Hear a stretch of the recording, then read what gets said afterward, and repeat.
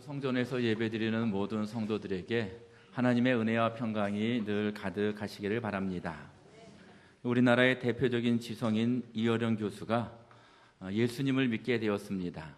본래 예수님을 믿는 분이 아니셨는데 딸이 전도를 해서 10년 전쯤에 세례를 받게 되었습니다. 어느 기자가 질문합니다. 교수님은 이제 완전한 그리스도인이 되셨습니까? 세례도 받으셨는데 이제 완전히 하나님의 사람이 되셨겠군요 라고 질문할 때에 유명하게 이렇게 이야기를 합니다. 나는 지금 문지방에 있는 느낌으로 하나님을 알아가고 있습니다. 여러분, 문지방 아시지요? 요즘 새로 짓는 아파트들은 문지방 없이 거실과 방의 높이가 똑같은데 이전의 집들에는 다 문지방이 있습니다.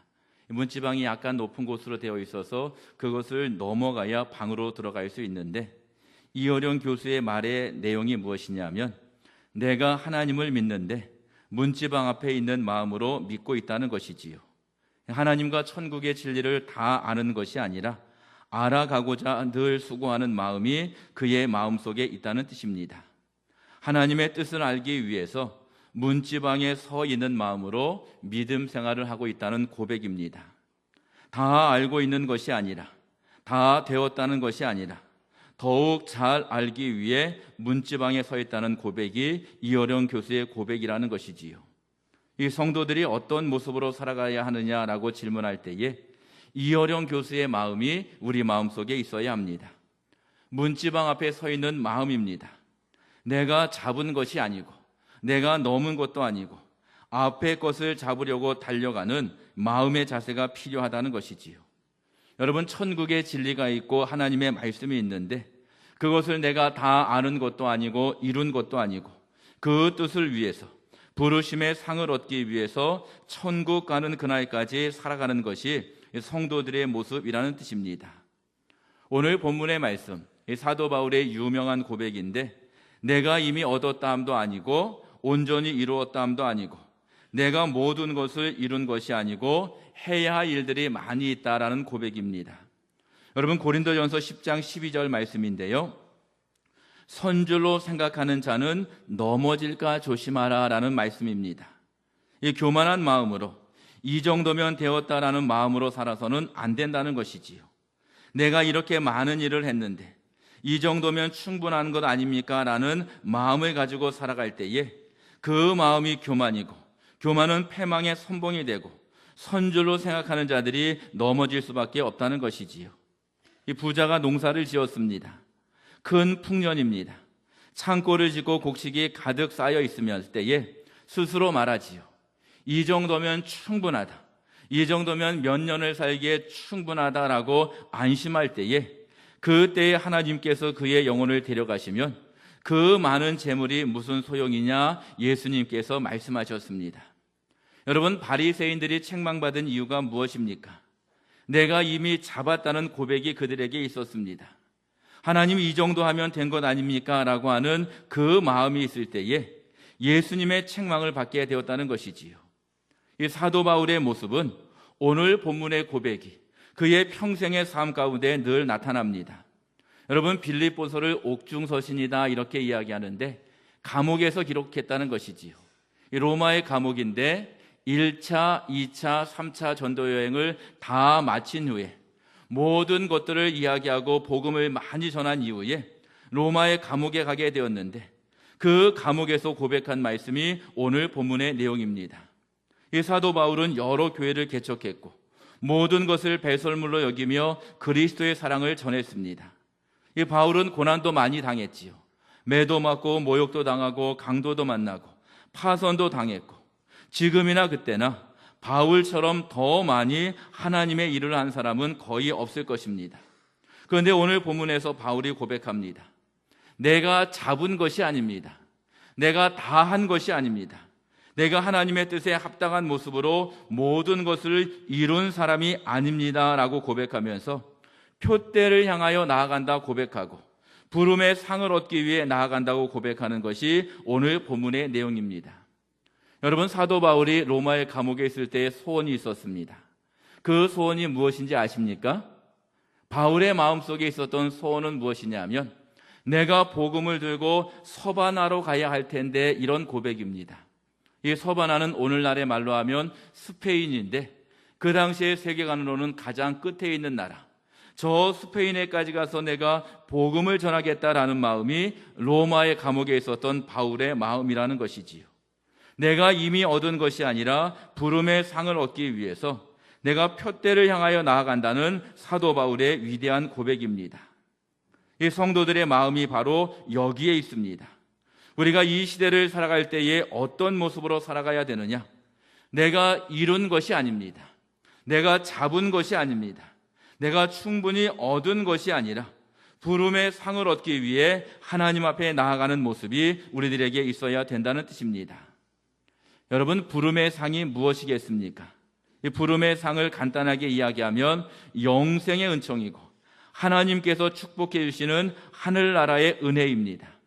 이 생명의 면류관과 의의 면류관의 은총인데, 하나님께서 착하고 충성된 종이라 인쳐주시는 것, 이것이 바로 부름의 상이고, 사도 바울이 부름의 상을 얻기 위해서 앞으로 달려갔다는 고백이 오늘 본문의 고백입니다.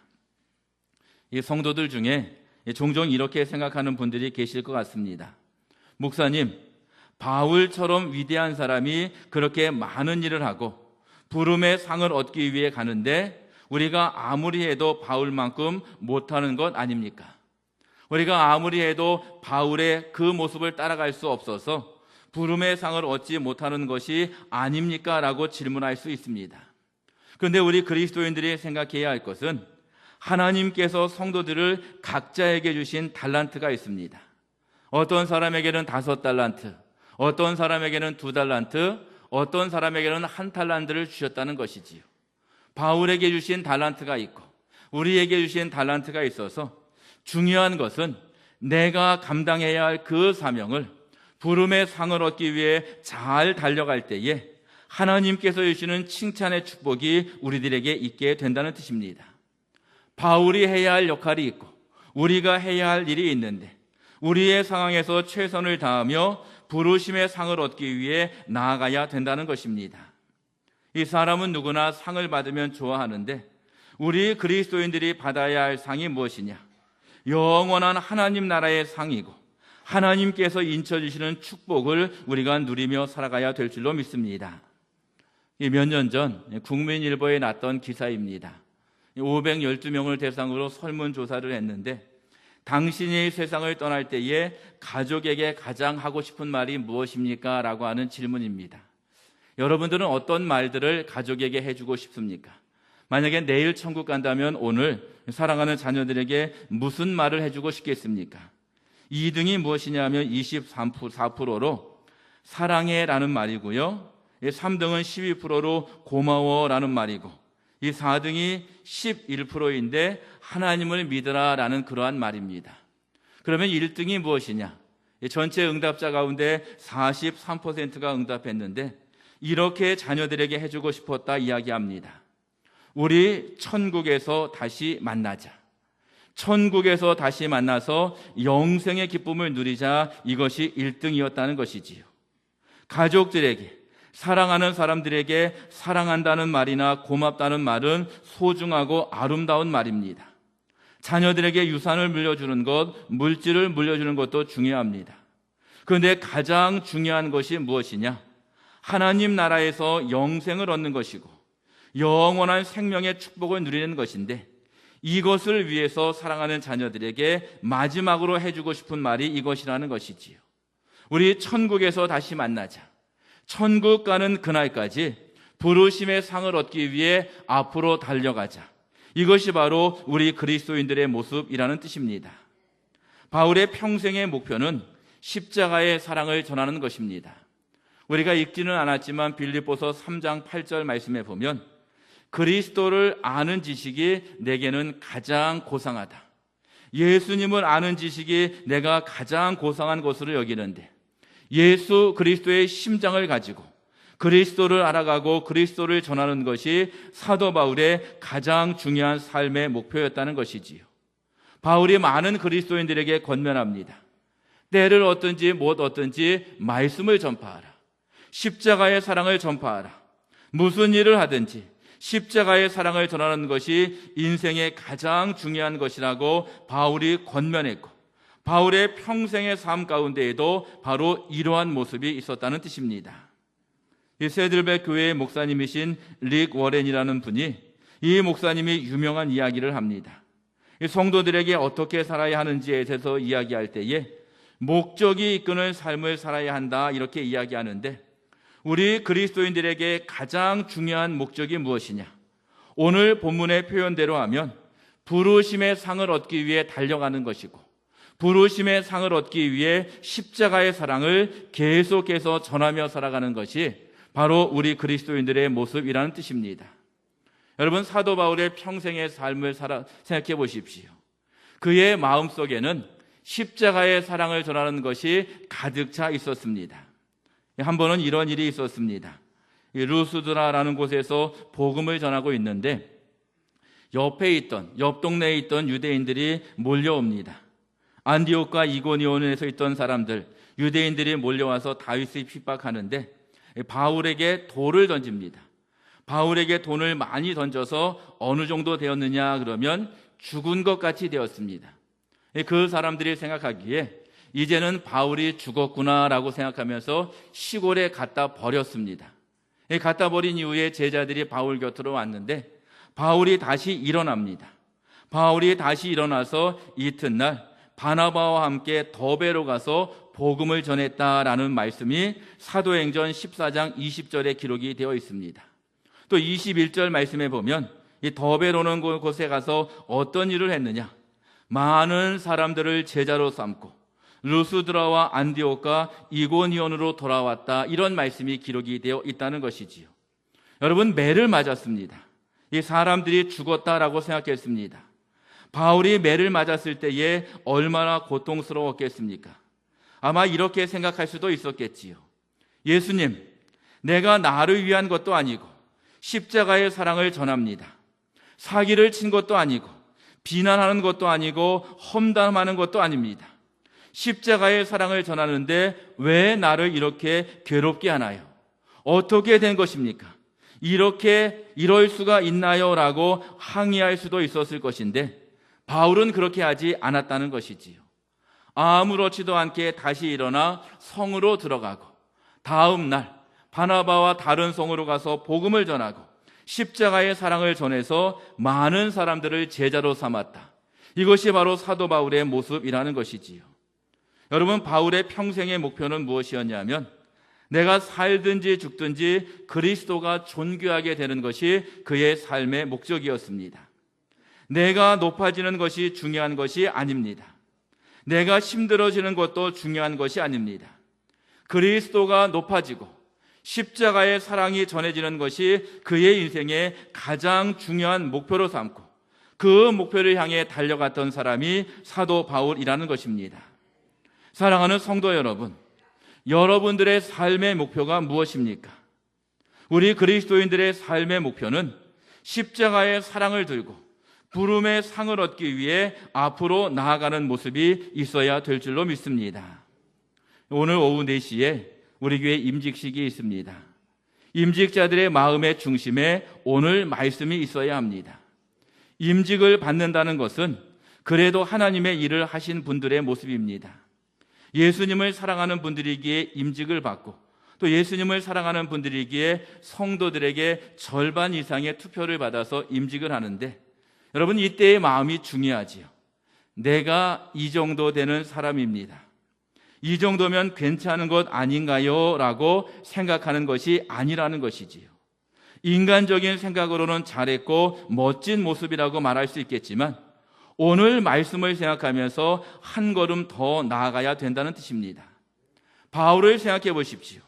내가 이미 얻었다 함이 아니고 내가 잡았다 함도 아니고 온전히 이루었다 함도 아니라 부름의 상을 얻기 위해서 달려가겠습니다 고백하는 것이 임직자들의 마음이고 성도들의 모습이라는 뜻입니다. 많은 사람들이 하나님께 영광을 드리며 살겠다 고백하고 기도합니다. 내가 이제부터는 하나님께 영광을 드리며 살겠습니다 결단하며 기도한다는 것이지요.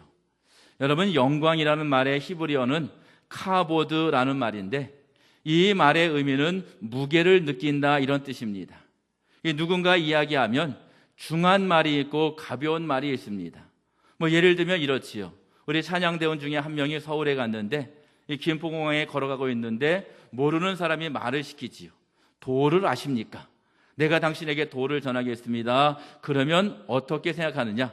아유, 저 사람 왜 날 따라와? 들은 척도 안 하고 그 자리를 횡 지나가고 한쪽 귀로 듣고 한쪽 귀로 흘려보낸다는 것이지요. 그런데 나를 정말로 사랑하는 사람이 나에게 어떤 이야기를 해줍니다. 자네 이렇게 살았으면 좋겠네. 자네 지금 참 모습이 좋네. 이런 이야기를 들으면 마음 중심에 두고 그것을 깊이 생각하고 그 모습대로 살려고 노력한다는 것이지요. 이 카보드라는 말의 의미가 무엇이냐 하면 무게를 느낀다는 것이지요. 무엇의 무게를 느끼느냐? 하나님의 말씀을 무게로 느끼고 그 말씀을 마음속에 새기고 그 말씀대로 산다는 것이지요. 말씀대로 살아서 하나님께서 기뻐하시는 일들을 감당하고 하나님께서 기뻐하시는 일들을 감당할 때에 하나님께서 영광을 받으시게 된다는 뜻입니다. 여러분, 우리가 하나님 앞에 결단하고 기도할 때에 하나님께 영광을 드리겠습니다라고 결단하는 의미가 무엇이냐? 하나님께서 말씀하신 그 말씀을 마음판에 새기고 그 말씀을 중요하게 생각하고 무겁게 생각하고 그 말씀대로 살겠다는 고백입니다. 이 성경에 하나님께서 우리에게 주신 가장 중요한 말씀은 두 가지가 있습니다. 첫째는 믿으라라는 것입니다. 믿음으로 구원받고 믿음으로 영생을 얻고 천지를 창조하시는 하나님을 믿고 예수님의 사랑을 믿는 것이 첫 번째이고요. 그리고 두 번째는 무엇이냐면 전하라는 것입니다. 예수님의 사랑, 십자가의 사랑을 온 세상에 전하라는 것이지요. 내가 아는 사람, 내가 모르는 사람, 내가 만나는 모든 사람들에게 십자가의 사랑을 전하는 것이 하나님의 말씀의 중심이라는 뜻입니다. 또 예수님께서 승천하시면서 말씀하시지요.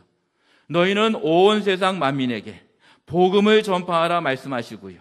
오직 성령이 너희에게 임하시면 권능을 받고 예루살렘과 온 유대와 사마리아와 땅끝까지 이르러 내 증인이 되라 말씀하셨습니다.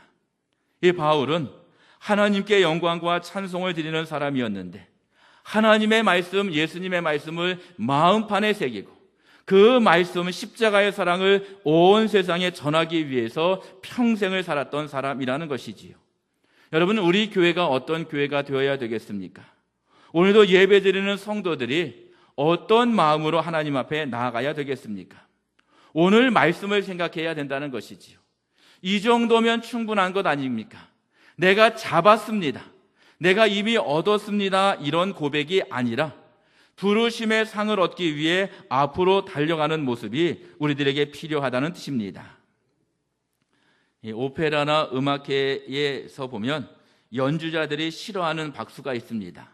아니, 목사님, 박수는 다 좋은 거지 연주자들이 싫어하는 박수가 무엇입니까? 라고 질문할 수 있는데 이렇게 부른다고 합니다. 안다 박수.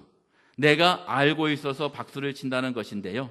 예를 들어서 찬양 연주를 합니다.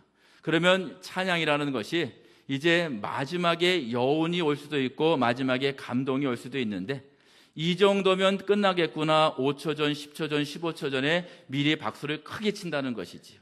30초 전에 미리 박수를 치면 그 마지막 여운의 감동이 깨지기 때문에 이제 연주하는 사람들이 그 박수를 아주 싫어한다는 것이지요. 여러분, 세상에 이런 일들이 정말로 많이 있습니다. 아는데 열매가 없습니다. 알고 있다고 말을 합니다. 세상을 향해서, 성도들을 향해서 내가 그거 알고 있어요 라고 이야기하는데 그것으로 인해서 열매가 있는 것이 아니라 더 힘들게 합니다. 더 어렵고 열매도 없고 아무것도 없는 모습 속에서 더 고통이 있게 되는 모습도 있게 된다는 것이지요. 우리 그리스도인들이 이 땅에 살아갈 때에 어떤 모습으로 살아가야 되느냐? 십자가의 사랑을 마음속에서 알고 있는 것뿐만 아니라 그 사랑을 온 세상에 전하며 살아가는 것, 이것이 바로 성도들의 아주 중요한 모습입니다. 이 사도 바울은 부름의 상을 얻기 위해 달려간 사람입니다.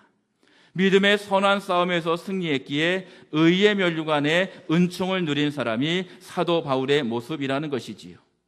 우리가 이 시대를 살아갈 때에 분명한 답은 바울의 모습을 본받으며 하나님 앞에 나아가야 될 줄로 믿습니다.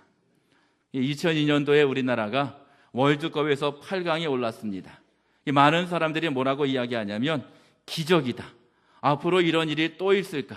우리나라에서 했기 때문에 8강에 올라갔다라고 이야기하면서 많은 사람들이 이야기합니다. 이 정도면 충분하다. 이탈리아를 이긴 것만 해도 놀라운 것이다라고 이야기했을 때에 여러분 히딩크 감독이 인터뷰할 때 뭐라고 했는지 기억이 나십니까? 우리는 아직도 배고프다.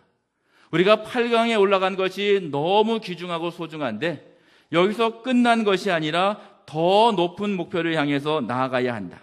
우리는 아직도 배고프다라는 그러한 이야기 속에 선수들의 마음을 다잡고 바로 그러한 모습 속에서 4강에 오르게 되었다는 사실을 우리가 기억해야 된다는 것이지요. 이 사랑하는 성도 여러분, 오늘 본문 말씀에 귀를 기울이며 살아가시기를 바랍니다. 내가 이미 얻었다 함도 아니요 온전히 이루었다 함도 아니요 뒤에 있는 것을 잊어버리고 앞에 있는 것을 잡으려고 부름의 상을 얻기 위하여 달려가노라. 부름의 상을 얻기 위해 달려가므로 하나님께서 주시는 축복을 누리며 살아가는 복된 인생들이 되시기를 우리 주님의 이름으로 간절히 축원합니다. 기도하겠습니다.